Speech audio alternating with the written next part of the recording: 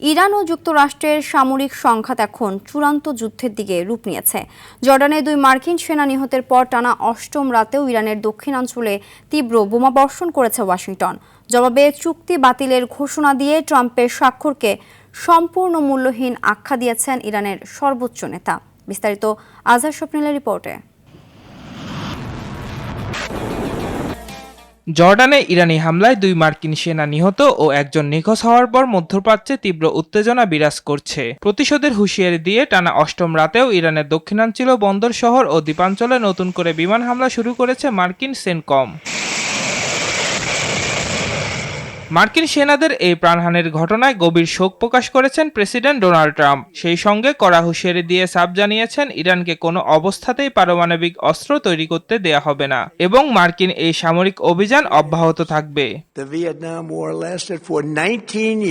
তবে মার্কিন আগ্রাসনের মুখে ওয়াশিংটনের সঙ্গে যুদ্ধবিরতির চুক্তি পুরোপুরি বাতিলের ঘোষণা দিয়েছে তেহরান। এক বিবৃতিতে ইরানের সর্বোচ্চ নেতা মোস্তফা খামেনি মার্কিন প্রেসিডেন্টের স্বাক্ষরকে সম্পূর্ণ মূল্যহীন ও বিশ্বাসযোগ্যতাহীন বলে আখ্যা দিয়ে পাল্টা লড়াইয়ের হুঁশিয়ারি দিয়েছেন।